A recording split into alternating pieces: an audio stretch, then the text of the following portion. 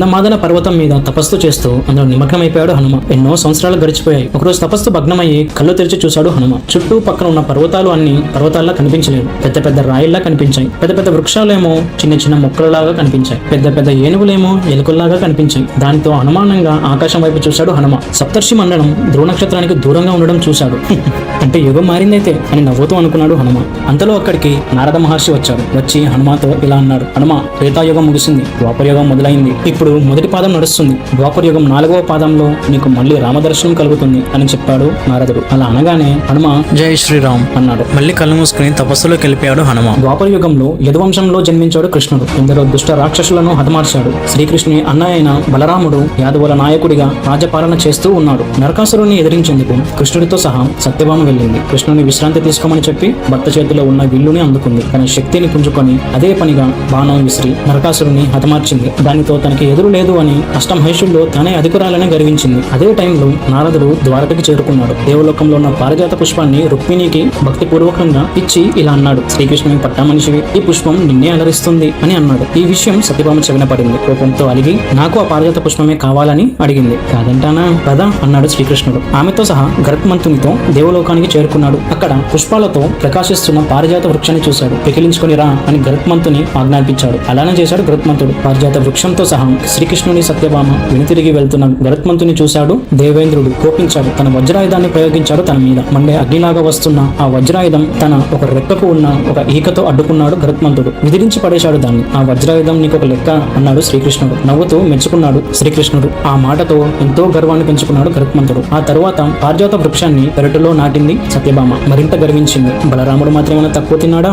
బలంతో ఎంతో మంది రాక్షసులను తన నాగిలితో సంహరించాడు. నరకాసురుడి ప్రాణమిత్రుడు అయిన వివిధ అనే రాక్షసుడిని సంహరించాడు. దానితో తనకు ఇక ఎదురు లేదు అన్నాడు. తన బలం ముందు ఏది అడ్డు లేదు అని గర్వించసాగాడు. ఒక పక్క బలరాముడు, మరో పక్క సత్యభామ మరియు గరుత్మంతుడు గర్విస్తుంటే చూసి వాళ్ళ అమాయకత్వానికి నవ్వుకున్నాడు కృష్ణుడు. టైం రావాలి, ప్రతిదానికి టైం వస్తుంది. ఆ సమయంలో ఈ ముగ్గురికి గర్వభంగాలు తప్పవు అనుకున్నాడు శ్రీకృష్ణుడు. ఒకరోజు గరుత్మంతునికి చిన్న పాము ఒకటి కనిపించింది. పాములను చూసి ఆవుతాడా గరుత్మంతుడు? పట్టుకోవాలని చూశాడు. దానితో ఆ పాము చాలా భయపడిపోయి అమ్మా అమ్మా అంటూ పరుగు తీసింది. పిల్లాడి పిలుపు విని తన దగ్గరికి చేరుకుంది తల్లి. పిల్లాడిని పట్టుకుని పరిగెత్తింది. ఆమె పేరు కాంచనహేళ. పిల్లాడితో సహా కాంచనహేళని అపహరించాలనుకున్నాడు. వెనుకపడ్డాడు గరుత్మంతుడు. పిల్లాడిని వెంట పెట్టుకుని రక్షించండి రక్షించండి అని మొరపెట్టుకుని పారిపోతుంటే అది గమనించిన నారదుడు అక్కడికి వచ్చి తల్లి, నిన్ను నీ బిడ్డని ఆ గరుత్మంతుడి నుంచి కాపాడేది ఆ హనుమ ఒక్కడే. అతను గంధమాదన పర్వతం మీద తపస్సులో ఉన్నాడు. అక్కడికి వెళ్ళండి, రామనామం జపిస్తూ అతని పాదాలను ఆశ్రయించు, ప్రాణభిక్ష లభిస్తుంది అని అన్నాడు నారదుడు. అప్పుడు ఆలస్యం చేయకుండా వెంటనే ఆ పర్వతానికి చేరుకుంది కాంచనహేళ. రామనామం చేస్తూ తన పాదాలను ఆశ్రయించింది. అప్పుడు ధ్యాన భంగమయ్యి కళ్ళు తెరిచి చూశాడు హనుమ. ఏడుస్తూ ఉన్న కాంచనహేళ మరియు చిన్న పిల్లాడి రూపంలో ఉన్న పామును చూసి నీకు వచ్చిన కష్టమేంటి తల్లి అని అడిగాడు హనుమ. గరుత్మంతుని దాడి గురించి వివరించింది కాంచనహేళ. మీరు వెళ్లి నా ఆశ్రమంలో ఉండండి, మీ ప్రాణానికి నా ప్రాణం అడ్డేస్తాను అని చెప్పాడు హనుమ. అంతలోకి అక్కడికి వచ్చాడు గరుత్మంతుడు. పరుగున వెళ్లి ఆశ్రమంలో ఉన్న తల్లి బిడ్డలను అందుకోవాలని చూశాడు. అది గమనించాడు హనుమ. గరుత్మంత, నీకు అంత ఆకలిగా ఉంటే నన్ను పొడుచుకొని తిను, అంతేకాని వాళ్ళని హింసించకు అని అన్నాడు హనుమ. నాగులు నా ఆహారం, కోతులు కాదు, విసిగించకు అని అన్నాడు గరుత్మంతుడు. ఆశ్రమంలోకి వెళ్లాలని చూశాడు. అడ్డుకున్నాడు అతనిని హనుమ. తోకతో గరుత్మంతుని రెక్కలు విరిచి కట్టి ఆకాశం వైపు ఎత్తి గిర్రా గిర్రా తిప్పి విసిరి కొట్టాడు అతనిని. అక్కడ విసిరితే ద్వారకలో ఉన్న కృష్ణుడి దగ్గర దెబ్బతిన్న పిట్టలా పడ్డాడు గరుత్మంతుడు. ఇక హాని లేదని తెలిసాక కాంచనహేళ బయటకు వచ్చి తన పిల్లాడితో సహా పాతాళంలో ఉన్న నాగలోకానికి వెళ్లిపోయింది. అన్న వాసుకి దగ్గరికి వెళ్లి జరిగింది చెప్పి ఎంతో గొప్పగా హనుమాన్ని పొగిడింది. గరుత్మంతునికి ఏమైందో తెలుసుకున్నాడు బలరాముడు. చాలా కోపం తెచ్చుకున్నాడు. కృష్ణుడితో పాటు వచ్చి గరుత్మంత, బాధపడకు, నీకు జరిగిన అవమానానికి ప్రతీకారం తీర్చుకుంటాను, వెళ్లి ఆ కోతిని నేను రమ్మన్నానని చెప్పు అని అన్నాడు బలరాముడు. సరే అన్నాడు గరుత్మంతుడు. అక్కడ నుంచి బయలుదేరాడు. గంధమాదన పర్వతానికి చేరుకున్నాడు గరుత్మంతుడు. ధ్యానంలో ఉన్న హనుమంతుని చూసి పిలిచాడు. కళ్ళు తెరిచి చూశాడు హనుమ. కోపంతో నువ్వు మళ్ళీ వచ్చావా అని కళ్ళు పెద్దవి చేసి చూశాడు. నేను తీసుకుని రమ్మని ఆజ్ఞాపించారు, పదా వెళ్దాం. ఆజ్ఞన, నేను రామాజ్ఞ తప్ప ఎవరి ఆజ్ఞ పాటించను, వెళ్ళి ఇక్కడి నుంచి అని కోపంగా అన్నాడు హనుమంతుడు. ఆ పొగరుగా ఇచ్చిన సమాధానాన్ని తట్టుకోలేకపోయాడు గరుత్మంతుడు. తన ముక్కుతో ఆంజనేయుడిని పొడవాలనుకున్నాడు. కళ్ళు పెద్దవి చేసి చూశాడు హనుమ. భయంతో ఆగిపోయి వెనుతిరిగి మళ్ళీ ద్వారకకు చేరుకున్నాడు గరుత్మంతుడు. వెళ్లి బలరాముడితో ఇలా అన్నాడు. రాలేదు ప్రభు, తను రామాజ్ఞ తప్ప ఇంకెవరి ఆజ్ఞను పాటించను అని చెప్పేసి అన్నాడు. రామాజ్ఞన? సరే, తన రాముడే రమ్మన్నాడని చెప్పు అని బలరాముడు అనగా మళ్ళీ గరుత్మంతుడు గంధమాదన పర్వతానికి చేరుకున్నాడు. నిన్ను రాముడు రమ్మన్నాడు అనగానే నా రాముడు రమ్మన్నాడా? గరుత్మంతుడి కన్నా వేగంగా వాయువేగంతో ద్వారకకు చేరుకున్నాడు హనుమ. అక్కడ ఏడి నా రాముడేడి, నన్ను రమ్మన్న రాముడేడి, నా శ్రీరాముడేడి అని చెప్పి వెతుకుతూ ఉంటాడు. అంతలో బలరాముడు ముందుకు వచ్చి నిన్ను రమ్మన్న రాముడు నేనే నీ రాముణ్ణి, నువ్వు చేసిన తప్పుకి బలరామాయ నమః అని 3 సార్లు చెప్పు, నిన్ను క్షమిస్తాను అని అన్నాడు బలరాముడు. రాముడు. అప్పుడు హనుమ, నువ్వు నా రాముడువా? నేను బలరామాయ నమః అని 3 సార్లు అనాలా? అంటే నువ్వు నన్ను క్షమిస్తావా? నువ్వు బలరాముడివి కాదు, అబలరాముడివి అని వెక్కిరించాడు బలరాముడిని. అప్పుడు బలరాముడికి చాలా కోపం వచ్చింది. ఈ కోతికి బాగా పొగరు ఎక్కింది. ఆగు, నీ పని చేస్తా అని బలరాముడు తన నాగలిని అందుకున్నాడు. విసిరాడు హనుమపైకి. అప్పుడు హనుమ ఆ నాగలిని తన తోకతో పట్టుకున్నాడు. ఆకాశంలోకి విసిరేశాడు హనుమ. అది చూసిన బలరాముడికి కోపం ఇంకా రెట్టింపైంది. బలరాముడు తన పిడికిలు బిగించి ఆంజనేయుడిని పిరుగుద్దలతో ముంచాలని ట్రై చేస్తాడు బలరాముడు. అప్పుడు పిడికిలు బిగించి వస్తున్న బలరాముడిని పట్టుకుని విసిరేస్తాడు. అలా విసరగా ఎదురుగా ఉన్న స్తంభానికి ఢీకొని బలరాముడు కింద పడి మూర్ఛపోతాడు. దెబ్బకి కలలాగా తనకి గతం గుర్తుకు వస్తుంది. కలలో తన గతంలోకి వెళ్తే రాముని పట్టాభిషేకం ముగిసింది. అందరూ చాలా హ్యాపీగా ఉన్నారు. కానీ అది అంతా చూస్తున్న లక్ష్మణుడు ముందుకు తోగాడు. అతని కళ్ళు మూతలు పడుతున్నాయి. వెంటనే తేరుకున్నాడు. సడన్ గా ఎందుకో గట్టిగా నవ్వాడు. అది చూసిన వారికి లక్ష్మణుడు అసలు ఎందుకు అలా నవ్వాడో తెలియక అనేక అనుమానాలు కలిగాయి. అందరూ తలను దించుకున్నారు. ఆగ్రహావేశుడయ్యాడు రాముడు. లక్ష్మణుడిని వధించేందుకు కత్తి తీశాడు రాముడు. అప్పుడు హనుమ అడ్డుకొని, శాంతించు ప్రభు, శాంతించు అని వేడుకున్నాడు. తర్వాత లక్ష్మణుడిని దూరంగా తీసుకొని పోయి వెళ్లి అతని నవ్వుకి కారణం ఏంటో తెలుసుకున్నాడు. అప్పుడు హనుమ లక్ష్మణుడితో సరదాగా, అందుకే అందరూ ఉన్నప్పుడు నవ్వకూడదు అంటారు. తర్వాత సభ మధ్యలోకి వెళ్తాడు హనుమంతుడు. వెళ్లి జరిగింది వివరిస్తాడు. అరణ్యంలో వనవాసం చేస్తున్నప్పుడు సీతారాములని కాచుకొని ఉండేందుకు నిద్రను తన దగ్గరికి రావద్దు అని ఆజ్ఞాపిస్తాడు లక్ష్మణుడు. మరి ఆ నిద్ర ఎక్కడ ఉండాలి అంటే తన భార్య అయిన ఊర్మిళని ఆవహించమన్నాడు. అందుకే ఊర్మిళ ఏకదాటిగా 14 సంవత్సరాలు నిద్రలోనే ఉంది. అలాగే ఆ 14 సంవత్సరాలు ఉపవాస దీక్షలో ఉన్నాడు లక్ష్మణుడు. ఎందుకంటే అసలు నిద్రపోనివాడు కటిక ఉపవాసం చేసిన వాడే ఇంద్రజిత్తుని చంపగలడు. అందు కారణంగానే ఇంద్రజిత్తుని వధించగలిగాడు లక్ష్మణుడు. వనవాసం చేస్తున్నప్పుడు నిద్రను ఆపుకోవడానికి చాలా కష్టంగా ఉంది లక్ష్మణుడికి. రాముని పట్టాభిషేకం చూసి నిద్రపోదాం అనుకున్నాడంట. పట్టాభిషేకం కల్లారా చూశాడు. ఇక నిద్ర ముంచుకు వచ్చింది. పట్టపగలు అందరి మధ్యలో నిద్ర. ఆహా, చిత్రంగా ఉంది అని నవ్వుకున్నాడు లక్ష్మణుడు. అది లక్ష్మణుడి నవ్వు వెనుక అసలు కారణం. అప్పుడు రాముడు లక్ష్మణుడితో ఇలా అన్నాడు, వనవాసంలో ఉన్నప్పుడు నీకు ఒక అరటి పండు ఇచ్చాను, తినలేదా అన్నాడు రాముడు. అప్పుడు లక్ష్మణుడు లేదు, తినలేదు అని ఒక కత్తి తీసుకుని తన తొడను కోసి అందులో నుంచి ఒక అరటి పండుని తీశాడు లక్ష్మణుడు. ఆ రోజు నువ్వు ఇచ్చిన ఈ పండుని అలానే తొడలో దాచాను. ఈ రోజు ఇది తిని ఉపవాస దీక్షను విరమించుకుంటాను. లక్ష్మణుడి సోదర భక్తికి పులకరించిపోయాడు రాముడు. వచ్చే జన్మలో నేను నీకు తమ్ముడినై పుట్టి నీ రుణం తీర్చుకుంటాను అని అన్నాడు రాముడు. అప్పుడు కోలుకున్నాడు బలరాముడు. తను ఎవరు అనేది తెలుసుకున్నాడు. బలరాముడు గత జన్మలో రాముని తమ్ముడు లక్ష్మణుడు. ఈ జన్మలో కృష్ణుడి అన్న, అంటే కృష్ణుడు రాముడు అన్నమాట. ఇదే నిజం అనుకున్నాడు బలరాముడు. లేచి నుంచొని హనుమాన్ని దగ్గరికి తీసుకున్నాడు. హనుమ, ఆనాడు సంజీవని తెచ్చి నన్ను బ్రతికించావు. ఈనాడు నన్ను మూర్చిపోయేలా చేసి నేనెవరో తెలుసుకునేలా చేశావు. నువ్వెవరో నాకు తెలిసింది. అలానే నీ రాముడెవరో కూడా నాకు తెలిసిందిలే అని అన్నాడు బలరామ. రా, నీ రాముడిని నేను చూపిస్తాను అని తీసుకుని కృష్ణుడి దగ్గరికి వెళ్ళాడు బలరాముడు. ఇంతలోకి గరుత్మంతుడు బలరామాంజనేయుల యుద్ధం గురించి తెలియజేశాడు అనుకుంటాం కృష్ణుడికి. కళ్ళల్లో నిప్పుల చిమ్ముతో కోపంగా ఉన్నాడు కృష్ణుడు. హనుమని చూస్తూనే ఎదురుగుండా వచ్చి తన పిడికిలు బిగించి కోపంతో, మా అన్నగారిని ఎదిరిస్తావా అని హనుమ గుండెల మీద ఒక పోటు పొడుస్తాడు శ్రీకృష్ణుడు. ఆ పోటుని నిలదొక్కున్నాడు హనుమ. హనుమ కోపంతో శ్రీకృష్ణుడిని చూశాడు. కొద్దిసేపు వీళ్ళిద్దరి మధ్య పోరాటం కొనసాగింది. హనుమ తనతో సమానంగా పోరాడుతున్నందుకు శ్రీకృష్ణుడిని మెచ్చుకుంటూనే కృష్ణుడి పొట్టలో ఒక గుద్దగుద్దాడు ఆంజనేయుడు. దానితో కింద పడిన శ్రీకృష్ణుడు లేవడు, లేవనే లేవడు కృష్ణుడు అని అనుకున్నాడు హనుమ. కానీ నెక్స్ట్ నిమిషంలోనే లేచి ఆంజనేయుడిని గుండెల మీద ఒక తోపు తోస్తాడు శ్రీకృష్ణుడు. కింద పడిన ఆంజనేయుడిని చూసి తన గుండెల మీద తన పాదాన్ని పెట్టి బలంగా నొక్కసాగాడు శ్రీకృష్ణుడు. అప్పుడు ఆంజనేయుడు ఆ పాదాలని తీసేయాలి కదా, తన పాదాన్ని పట్టుకొని తీసేయాలని ట్రై చేస్తాడు ఆంజనేయుడు. కానీ ఆ పాద స్పర్శతో తనకంతా తెలిసి వచ్చింది. కృష్ణుడు కాదు, కృష్ణుడు రాముడు. రాముడే మళ్ళీ కృష్ణుడిగా జన్మించాడు అని కళ్ళు మూసుకున్నాడు. గత జన్మలో సీతాదేవిని అనరాను మాటలు అని అగ్ని ప్రవేశం చేయమన్నాడు రాముడు. ఆ మాటలు, ఆ ప్రవర్తనకి ఆంజనేయుడికి చాలా ఆగ్రహం వచ్చింది. తన పిడికిలు బిగించి శ్రీరామునితో, రా, నాతో పోరాడు, మన ఇద్దరిలో ఎవరు గెలుస్తారో చూద్దాం అని అంటాడు ఆంజనేయుడు. నువ్వు గెలిస్తే నువ్వు చెప్పినట్టుగానే సీతాదేవి అగ్ని ప్రవేశం చేస్తుంది. అదే నేను గెలిస్తే నేను చెప్పినట్టుగా నువ్వు ప్రవర్తించాలి, రా అని అంటాడు హనుమ. మన బలాలు చూసుకోవడానికి ఇది సమయం కాదు హనుమ. దైవ సంకల్పాన్ని ఎవరు మార్చలేరు. నాతో యుద్ధం చేయాలని నీ కోరిక కదా, అది ముందు కాలంలో నెరవేరుస్తాలే అని అన్నాడు రాముడు. ఇక మెల్లిగా కళ్ళు తెరిచాడు ఆంజనేయుడు. నవ్వుతున్న కృష్ణుడిని చూసి, రాముడు రూపంలోనే నాకు దర్శనం అని వేడుకున్నాడు ఆంజనేయుడు. తప్పకుండా అన్నాడు కృష్ణుడు. తన గుండెల మీద నుంచి కాళ్ళు తీశాడు కృష్ణుడు. సీతా లక్ష్మణులతో సహా నన్ను చూద్దువు గాని కొంచెం ఓపిక పట్టు అన్నాడు కృష్ణుడు. పక్కనే నుంచున్నాడు గరుత్మంతుడు. సత్యభామ గత జన్మలో సీత తనే అని అనుకుంటుంది. తన అనుమానం తీరిపోవాలి అని గరుత్మంతునితో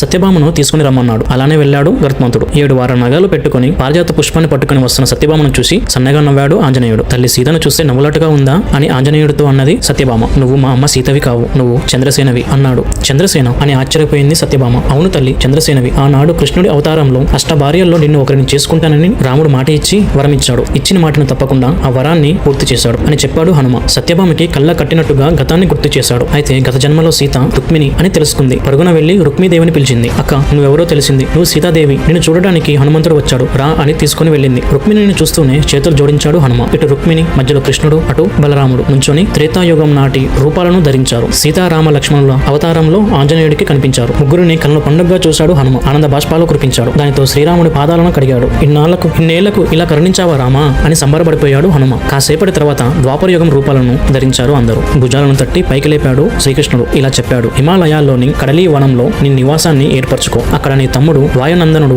భీముడు అక్కడికి వస్తాడు. అతనికి గద మల్ల యుద్ధాలు నేర్పించు. వాటితో ముందు చాలా అవసరం ఉంది అన్నాడు శ్రీకృష్ణుడు. ఆజ్ఞ అన్నాడు హనుమ. బయలుదేరాడు అక్కడి నుంచి. వెళ్తున్న హనుమంతుని ముందుకు సత్యభామ వస్తుంది. నేనెవరో నాకు తెలియచేశావు, నీకు ధన్యవాదాలు హనుమ అని అంటుంది సత్యభామ. పక్కనే ఉన్న బలరాముడు కూడా, అవును ఆంజనేయ, నేనెవరో నాకు తెలియచేశావు, బలవంతుడిని అని విరబిగుతున్న నన్ను నా బలం ఏంటో తెలియచేశావు, నాలో ఉన్న గర్వాన్ని తీసేశావు, నీకు చాలా ధన్యవాదాలు అన్నాడు బలరాముడు. అప్పుడు హనుమ, అంతా రాముని దయ అని చెప్పి అక్కడి నుంచి కడలి వనానికి వెళ్లిపోయాడు హనుమ. ఆ కడలి వనం చూడడానికి చాలా అందంగా ఉంది. పెద్ద పెద్ద సెలయేర్లు, భీకరంగా కనిపించే అందమైన మృగాలు అన్ని చూసుకుంటా ఒక పెద్ద అరటి చెట్టు దగ్గరికి వెళ్లి దానికి ఆనుకొని కాలు చాపుకొని తోకను దారికి అడ్డంగా పెట్టి కళ్ళు మూసుకొని కూర్చుంటాడు హనుమ. ఒక ముసలి కోతి రూపాన్ని ధరించి ముసలివాడిలాగా రూపాన్ని మార్చుకొని తన గదను అందుబాటులో పెట్టుకుని రామనామాన్ని జపిస్తూ ధ్యానంలోకి వెళ్లిపోతాడు హనుమ. కౌరవుల మాయాజూదంలో పాండవులు ఓడిపోయారు. అరణ్యవాసం చేస్తున్నారు. ఒకరోజు భీముడితో పాటు ద్రౌపది వనవిహారం చేస్తుండగా దూరంగా కనిపిస్తున్న హిమగిరి శిఖరాలను చూసింది. ఆ శిఖరాలను చూస్తూ ఆహా అద్భుతం అనుకుంది. అంతలో ఒక చిన్న పెనుగాలికి ఒక పువ్వు వచ్చి ద్రౌపది ఒడిలో పడింది. ఆ పువ్వు సువాసనకి తనని తాను మైమర్చిపోయింది. ఆ పువ్వుని చేతిలోకి తీసుకుని చూసింది ద్రౌపది. లెక్కకు ఎక్కువగా ఉన్నాయి ఆ పువ్వు రెక్కలు. కొద్దిగా వాడిపోయి ఉంది కూడా ఆ పువ్వు. అది సౌగంధిక పుష్పం. కుబేరుని పట్టణం అల్కాపురి పక్కన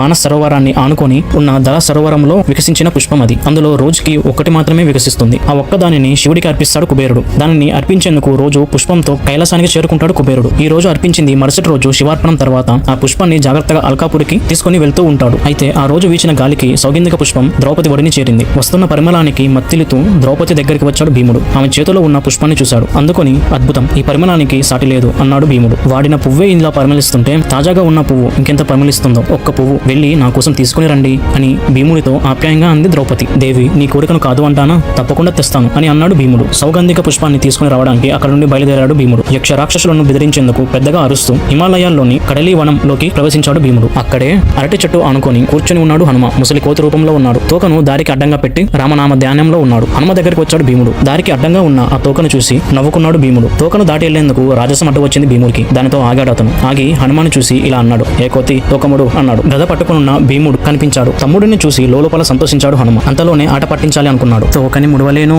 ముసల కోతిని కదా, నువ్వే ఆ తోకని ముడిచి దారి చేసుకుని వెళ్ళు నాయనా అని అన్నాడు హనుమ. కోతి మూరడు తోక బారడు అన్న సామెత నీ వల్లే పుట్టిందేమో సరి అని నవ్వుకుంటూ అన్నాడు భీముడు. తన కుడి కాలుతో తోకను పక్కకు నెట్టాడు. సాధ్యం కాలేదు. తప్పదు అనుకుని చేతితో ఎత్తి పట్టుకోవాలనుకున్నాడు. అయినా లేవలేదు అది. ఆ తోక భూమికి అంటుపెట్టుకుని గట్టిగా ఉంది. రెండు చేతులు ఉపయోగించి చూశాడు. అప్పటికి అతని వల్ల కాలేదు. తోకను ఏమాత్రం కదిలించలేకపోయాడు. చెమటలు పట్టి సిగ్గుతో తలదించుకున్నాడు భీముడు. ఇదే అవకాశం అనుకుని భీముడిని రెచ్చగొట్టాడు హనుమ. ముసలి కోతి తోకనే ఎత్తలేని వాడివి, ఇంత గర్వం ఎందుకు, ఆ గద ఎందుకో అని అన్నాడు హనుమ. అప్పుడు భీముడు, ఏ కోతి, నన్ను ఎవరనుకున్నావు, నేను తలుచుకుంటే నిన్ను ఈ కడలి వనాన్ని సర్వనాశనం చేసిపోతా, మాటలు మీరకు అని అన్నాడు. సరే మీరనులే కాని ఏం చేద్దామని ఈ ప్రయాణం, భార్య కోరికను తీర్చడానికి బరి తెగించడం ప్రాణానికి ప్రమాదం అన్నాడు హనుమ. ఓహో, నీకు జ్యోతిష్యం కూడా తెలుసా, తెలివితేటలున్న కోతివే అన్నాడు భీముడు. నవ్వుతూ గద ఎత్తుకుని హనుమ నెత్తిన కుట్టబోయాడు భీముడు. అది చూసి లేచి నిలబడ్డాడు హనుమ. కోతుల మీద ప్రతాపం చూపించడం గొప్ప కాదయ్యా, ముసలవాడినైనా నా మీద వీరం చూపిస్తున్నావు, గొప్ప బలిశాలివే, ఈ బలాన్ని చూపించే కాబోలు ఆలిని అన్నదమ్ములని అడవికి లాగావు అన్నాడు హనుమ. ఆ మాటలకి భీముడికి చిరెత్తుకొచ్చింది. ఇంకో ఒక్క మాట మాట్లాడావంటే గద ఎత్తుకుని గట్టిగా ఒక్కటిచ్చుకుంటాం, చచ్చి ఊరుకుంటావు అన్నాడు భీముడు. చావను ఊరుకోను, తిరగబడతాను అన్నాడు హనుమ. కోతి కూత పెట్టింది, అయితే రా చూసుకుందాం, నువ్వా నేనా అని అన్నాడు భీముడు. తేల్చుకుందాంలే గాని అదిగో అక్కడ ఉన్న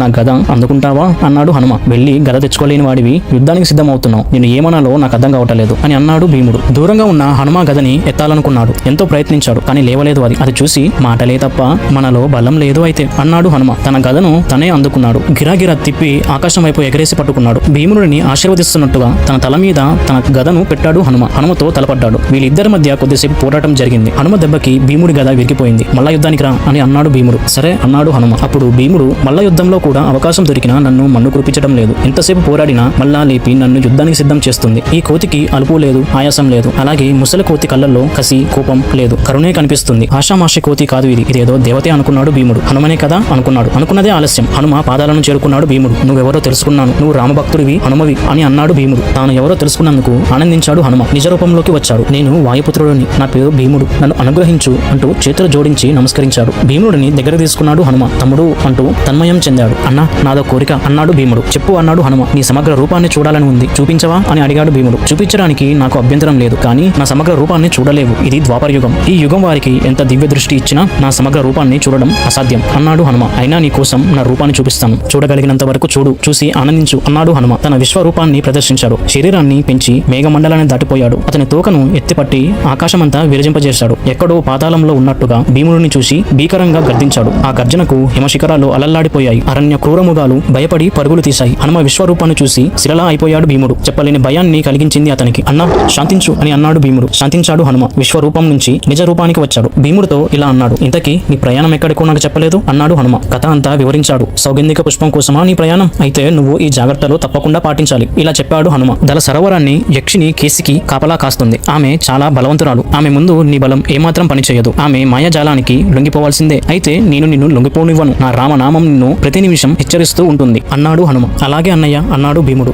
ఇంకో విషయం, ఆ యక్షిని గొప్ప శివభక్తురాలు. నా రోమాలను గుప్పడు పట్టుకుని వెళ్ళు. ఆమె నిన్ను అడ్డుకున్నప్పుడల్లా ఒక్కో రోమాన్ని ఆమె ముందు పడవే. నా రోమం పడినప్పుడల్లా ఒక శివలింగం వెలుస్తుంది. ఆ శివలింగాన్ని చూసి దానిని అర్చిస్తూ కూర్చుంటుంది యక్షిని. ఆమె ప్రార్థిస్తూ ఉన్నప్పుడల్లా నువ్వు నీ పని చేసుకుని రావాలి అని అన్నాడు హనుమ. అలాగే చేస్తాను అన్నాడు భీముడు. తన తోక నుంచి గుప్పడు రోమాలను తీసి ఇచ్చాడు హనుమ. వాటిని కళ్ళకు అద్దుకున్నాడు భీముడు. జై వీరాంజనేయ అంటూ బయలుదేరాడు. దళ సరోవరాన్ని చేరుకున్నాడు. ఆ తరువాత ఆంజనేయుడు చెప్పినట్టుగానే దళ సరోవరానికి చేరుకున్నాడు భీముడు. భీముడు రాక చూసి కేసికి అద్భుతమైన సౌందర్య రాశిగా రూపం మార్చుకుంది. ఆటపాటలతో భీముడిని అలరించింది. పరవశించిపోయాడు భీముడు. అంతలో అతనికి హనుమ గొంతుతో రామనామం వినిపించింది. చేరుకున్నాడు. కేసికిని పట్టించుకోలేదు. అతను ముందుకు నడుచుకుంటూ వెళ్తున్నాడు. తనని పట్టించుకోకుండా వెళ్తున్న భీముడిని చూసి కేసికి ఒక భయంకరమైన ఆకారంతో భీముడిని అడ్డుకుంది. ఆ రూపాన్ని చూసి భీముడు ఏమాత్రం భయపడలేదు. తన చేతిలో ఉన్న హనుమ రోమాలలో నుంచి రోమాన్ని తీసి ఆమె ముందు పడవేశాడు. కింద పడుతూనే ఆ రోమం శివలింగాకారం ధరించింది. శివలింగాన్ని చూడగానే తానేదో తప్పు చేసినట్టుగా లెంపలు వేసుకుంది కేసికి. అలా తనని అడ్డుకున్నప్పుడల్లా తన చేతిలో ఉన్న ఒక రోమాన్ని తీసి కింద పడవేశాడు భీముడు. అలా తన పనిని పూర్తి చేసుకుని సౌగంధిక పుష్పాన్ని తీసుకుని దళ సరోవరాన్ని విడిచి వెళ్లిపోయాడు భీముడు. అక్కడి నుంచి వెళ్లిపోయి మళ్లీ కడలి వనానికి చేరుకున్నాడు భీముడు. హనుమను సమీపించాడు. మహానుభావ, మీ అనుగ్రహంతో ఈ సౌగంధిక పుష్పాన్ని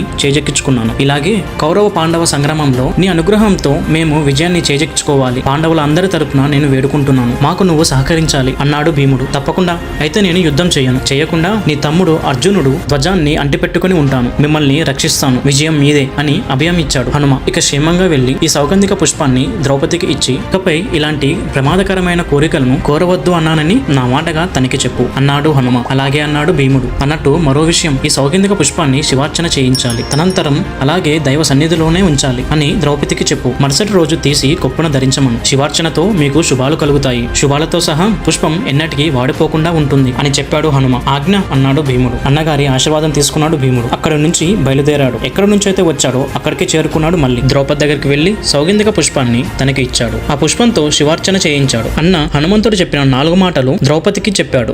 సన్నగా నవ్వింది ద్రౌపది. అంతలోనే ఇలా అనింది, నేను ఈ పుష్పాన్ని కోరుకోబట్టే కదా ఆ మహానుభావుడి రక్ష మీకు లభించింది. అయినా నా కోరిక ప్రమాదకరమైనది కాదు, ప్రమోదమైనదే అంది. అవును, నిజమే అన్నారు మిగిలిన పాండవులు. హనుమ అనుగ్రహానికి చాలా ఆనందించారు అందరూ. కొద్ది రోజులు గడిచాయి. పాండవుల అరణ్యవాసం ముగిసింది. అలాగే వాళ్ళ అజ్ఞాతవాసం కూడా ఎలాంటి ఆటంకాలు లేకుండా ముగిశాయి. తమ రాజ్యం తమకి కావాలి అని కౌరవుల వద్దకు కృష్ణుడిని రాయబారిగా పంపారు. సంధి కోసం ప్రయత్నించారు. అయితే కృష్ణుడి హితవచనాలు కౌరవుల చెవికెక్కలేదు. యుద్ధం తప్పనిసరి. యుద్ధ బేరి మోగింది. ఇచ్చిన మాట ప్రకారం సూక్ష్మ రూపంలో ఉండి పతాకాన్ని అంటుపెట్టుకుని ఎగిరాడు హనుమ. అర్జునుడి జెండా అయ్యాడు. రథసారథి అయ్యాడు కృష్ణుడు. మహాభారత సంగ్రామంలో విజయ పథకాన్ని ఎగిరేశాడు. ద్రౌపది జుట్టు పట్టుకుని సభా మందిరానికి దుశ్శాసనుడు లాక్కొని వచ్చినప్పుడు అతని గుండెను చీల్చి అతని రక్తాన్ని తాగుతాను అని భీముడు ప్రతిజ్ఞ చేశాడు. అప్పుడే వీరిన తన జుట్టును ముడివేస్తానని ద్రౌపది కూడా ప్రతిజ్ఞ చేసింది. ఆ ప్రతిజ్ఞను ఇద్దరూ నెరవేర్చుకున్నారు. యుద్ధంలో దుశ్శాసనుడి గుండెను చీల్చాడు భీముడు. చంపివేశాడు అతన్ని. అతని రక్తాన్ని తెచ్చి ద్రౌపది కురులకు పూశాడు. అప్పుడు ద్రౌపది ముడివేసింది. ముడివేసిన జుట్టును